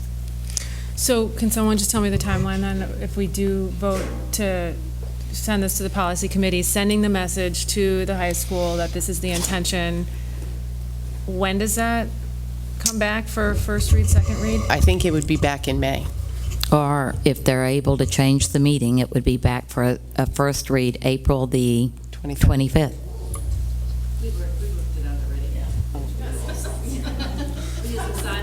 Impressive. Yeah. So that's a first read. So April 25th, and our second, I mean, presuming we're ready for a second read, May 9th is our next meeting, right? Do you have a question, Kate? It's not a question, it's just a statement before we vote. So I just hope that, I mean, nobody's here anymore, but maybe they'll review the tape. That folks realize that this is not the 0 to 100 that they're asking for, okay? And so we're not solving that problem with this vote. We are only solving the problem with the data we saw with the teachers not on board at the high school. And going forward for the 9th grade class, this year is really messed up. It was easier to do it at the middle school, the transition, because they don't have a college or a high school transcript that they have to send off to colleges. And so I actually agree, like, we should not be playing this game of having something that looks similar to other traditional grades that doesn't mean the same thing. And I am not in favor of this at all. I absolutely want to keep the 1 to 4. I know you probably thought I was going to say I want to do away with PBE, but no, I am 100% on board with PBE and the 1 through 4, and wasn't always that way. In fact, I still have convincing to do at home to get the whole family on board, but my kids are on board. But when I first started having to read the report cards here at the elementary level, it was confusing to me. I didn't like it at all. I was absolutely against it. And I have totally flipped on that. And actually flipped on that through all the reading and stuff I've done because of what the parent group has requested us to do. So I am totally against any change to the policy. Okay. I would be interested to hear, for the freshmen, is there a way, even if, going forward we have 0 to 100, is there a way to put, proficient so it doesn't get averaged in or something, just for that freshman year? I don't know, that might mess up their overall averages too, but I would be interested to hear if that's an option when you guys are looking at what to do with the current freshmen. Maddie? I'm like so close to where you are. I really am. And the only reason that I put forward the motion is what I'm hearing from teachers. Jen? I'm with you too, Kate. I'm 100% behind PBE. My daughter who's in college started in kindergarten. I mean, same thing.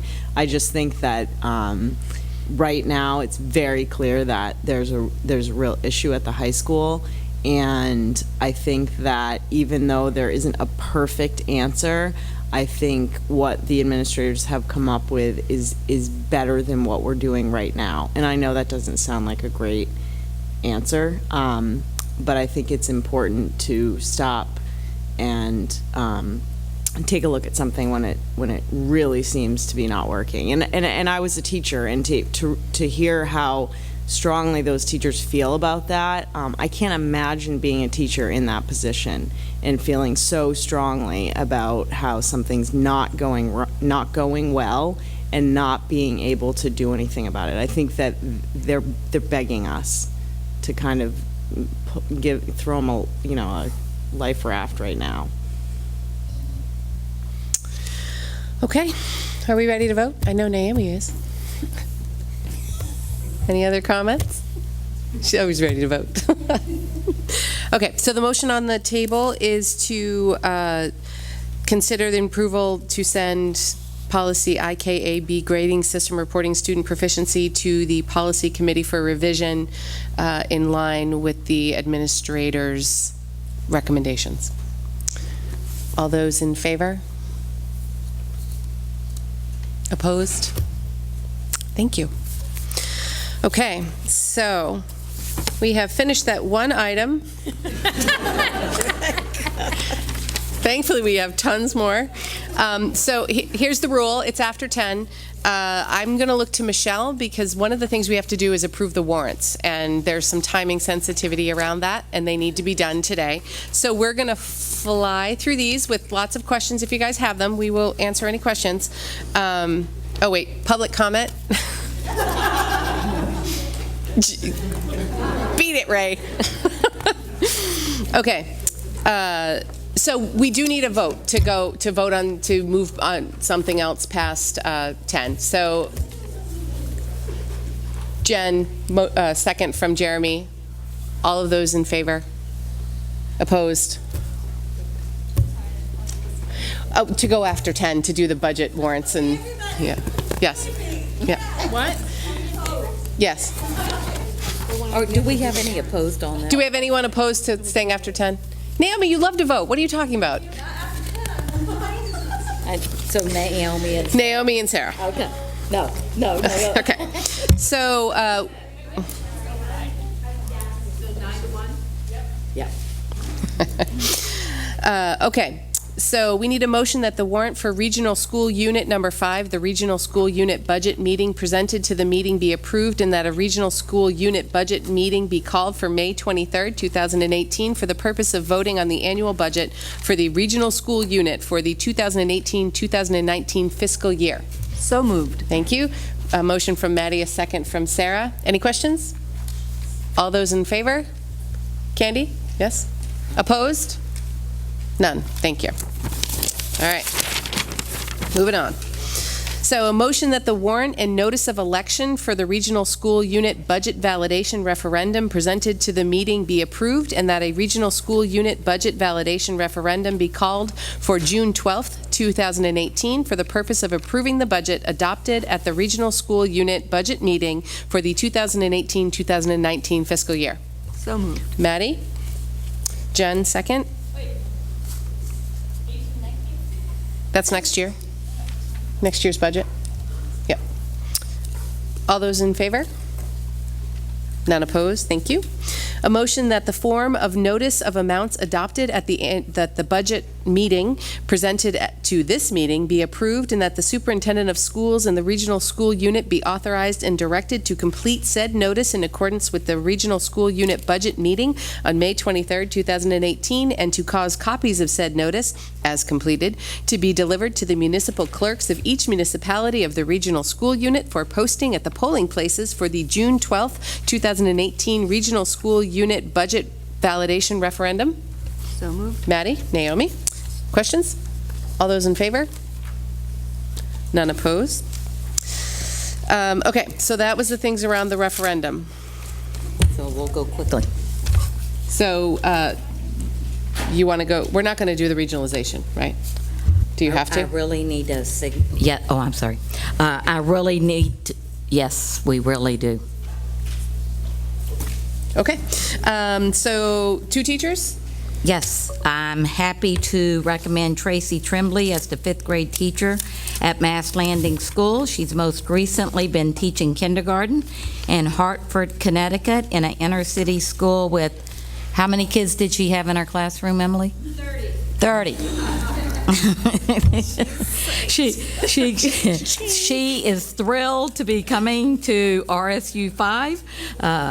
She graduated from University of New Hampshire. One of her references says that she deeply believes in all kids, which is why she is able to push even the lowest performing students to meet proficiency and advanced levels.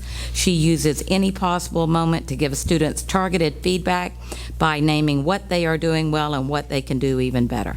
So we are just thrilled to be recommending her. So motion, do you want me to read it? Consideration approval to employ a 5th grade teacher at the Mass Landing School for the 2018-2019 school year. So moved. Maddie, Sarah, any questions? All those in favor? None opposed? Thank you. And I'm happy to recommend Meredith Brown as the 5th grade teacher at Durham Community Schools. She's most recently been teaching 5th grade in Skowhegan. She graduated from University of Maine at Farmington. One of her references says that she has a great rapport with every student, and the climate in Meredith's classroom is one of curiosity, fun, rigor, with the emotional safety that is essential for all children to take risk. So we are also thrilled to welcome Meredith to RSU 5 and Durham Community School. So a consideration, a motion, and approval to employ a 5th grade teacher at Durham Community School for the 2018-2019 fiscal year. Maddie. Second, Jen. All those in favor? None opposed? Okay, moving on to regionalization. This is just either a nod that, yes, you're okay with us putting in, this is really almost like a straw vote, but we're voting. This is nothing that is binding, other than you're just saying, yes, we're okay with you filling out part 2 of the application. And then in May, it would be on the agenda for the interlocal agreement, and that's when it becomes binding, and that's when we would want, a block of time there to really talk it out. Lindsay went with me to one of the meetings to hear a presentation on it. We would be in a cohort. In your packet, it shows that would be in a cohort of 10 other schools. This represents about 32,000 students in the state of Maine. All of these districts are within the Cumberland County Superintendent's group. It's a group that Cynthia and I meet with monthly. One of the questions from the board had said, do you see a lot of savings? And I think we all agreed at our last meeting, we're really not looking for a lot of savings. However, we will be receiving from the state currently. I think there is a bill to take away the penalty. I'm not sure where that's at right now. But currently in our 279, I think we're receiving $26,000. We would be receiving double that next year if we stay in the cohort. But I don't expect to realize a lot of savings. It's more about collaborating with 10 other districts. And I know one of the concerns was around the food service program. Aaron is here if you have questions around that. There would be a small membership fee probably for us to participate in. Oh, we made her sit through all that for that question. Yeah. Thanks for dinner. And so the areas that we're saying that at the state level, you have to sign on for 2 different areas. The 2 areas that would be signing on for would be for sub-training and trying to recruit subs, and the other area would be around professional development. So when we're doing the units of study or offering something, if we decided to participate with 3 other districts, then we would be sharing the cost of bringing somebody in. Maddie? That's my question. That's when I read through this earlier. I mean, I did think about Erin, and I thought about what a great job she's doing, and I want to make sure we don't do anything to marginalize those efforts. But professional learning and development, I struggle with that because, in our conversation tonight and some of the other conversations we've had here, we're looking for more consistency across our district, and we get really clear in these meetings about what are the goals of the district, and I just worry that if we went in with all these other groups, that it would potentially water down the quality of what they're getting, and is it always going to be the most germane to what our teachers need? So if it's not germane to what our teachers need, we wouldn't participate in that particular workshop. So it's just an option? Yeah, so it's, you're saying that at some point during the year, you're going to collaborate in a certain way, and we're actually already doing that. We're going to different schools, as you have heard Jen and Charlie talk about. We're also, when we bring in somebody for Teachers College, sometimes we might have people from another school coming in to observe and to participate. So you're not forced into participating around anything that's not pertinent to your teachers.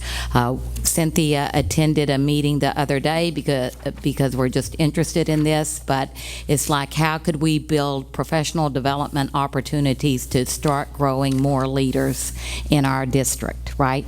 And so we would be doing that with other districts, like, supporting teachers and convincing them it's a great idea to become a principal or a superintendent, because there's just not a lot of people wanting to do that right now. But do we lose the opportunity to use our funding to do the kind of training that do we have less in the budget for you to decide what we need?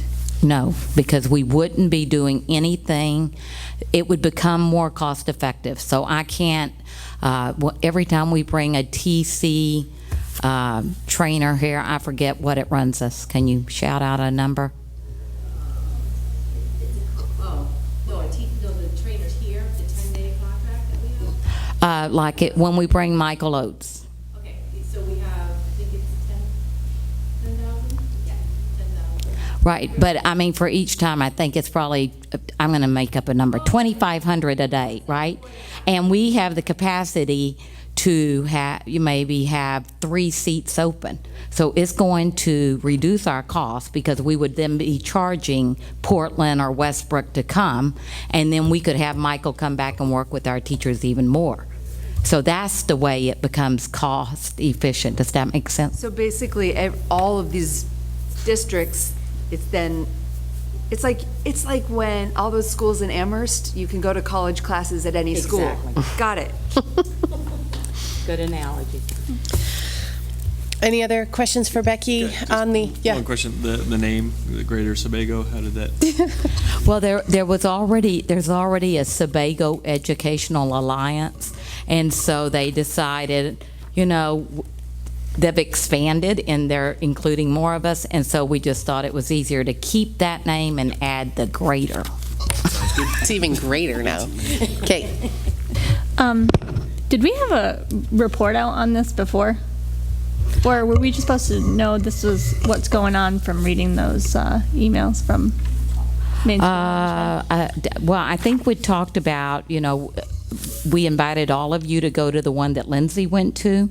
And then I think I have given, in my superintendent's report, I think I've mentioned it a couple of times. And then I've also been trying to signal through the weekly board updates that I send to you. But we haven't had this huge discussion, and as I'm saying tonight, it's just a straw vote to say yes, put in part 2, but it doesn't mean that we're going along with it. So we're not obligated to, saying yes tonight does not obligate us to be a member of the Greater Sebago Education Alliance.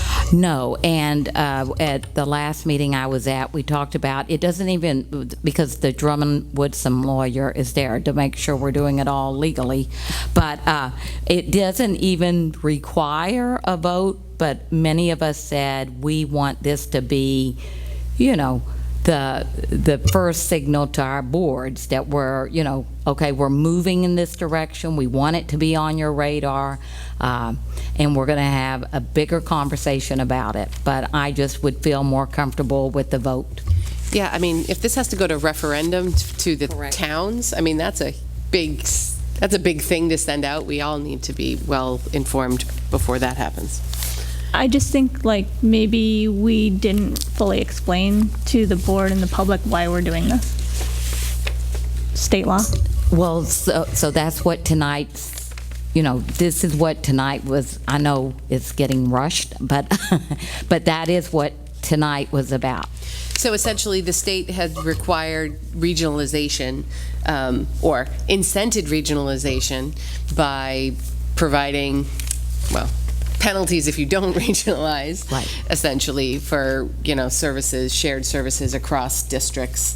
So this is our response. We submitted part 1 back in October, I think. Yes. October 31st, we had to get that in there. So this, I think the reason we're voting on this tonight is because part 2 has to be in by a certain deadline, but that still doesn't obligate us. Right, and what we did back in October was our part 1 was really with looking at Brunswick and 75 and 75 just okay, so 75 after we submitted part 1 said no thanks, and then this bigger Greater Sebago Alliance reached out to us and Brunswick and some other schools and said, listen, we really think this could be more beneficial if more of us are in it. Are you interested or not? And they started inviting us to meetings, and I started attending those. Lindsay went with me to one of those. And so I think it was at that meeting with Lindsay that we kind of opted out of the one with Brunswick, and because I couldn't see bringing two to you to consider. I just thought that would be a lot to have the the voters vote on two separate ones. Thank you. Yeah, you're welcome. Wasn't clear on how we went from Brunswick and SAD 75 to 10 other towns. I mean, I knew you were doing something, Right. but I don't think it was ever really No, I know, and I'm probably going to almost weekly meetings at this point, but yeah. Okay, so consideration and approval to authorize the submission of Part 2 application to the Commissioner of the Department of Education to approve the formation of the Greater Sebago Education Alliance Regional Service Center, provided that RSU 5's membership and participation in the Regional Service Center is subject to approval by this Board of Directors and by the voters of RSU 5. Naomi, second. Kate, any other questions? All those in favor? None opposed. Thank you. So just a quick reminder, in your folders, Ginny was very clandestine in your little envelopes in there that are stamped confidential. They do have salmon-colored papers in them, but you can take them home. Just be sure to bring them back. That is step 1 in the superintendent's evaluation. You'll see a quick memo in there with the timeline reminder from me, as well as the administrator's questionnaire results. So, and tomorrow morning, we'll get an email, I think tomorrow morning, from Ginny that the board member part of the evaluation will be open online. So you'll see it all in the memo. So take it out of your folders, take it home with you, and get to evaluating. Okay, so we would take a motion to adjourn. Naomi? No. I don't think so. I think we can just sign. So don't walk out the door yet. Sign on your way out. Michelle needs all of our stuff. So motion, Sarah, second. Jen, all those in favor? Opposed? Kate's opposed. She's just contrary tonight. Night. Night. Night.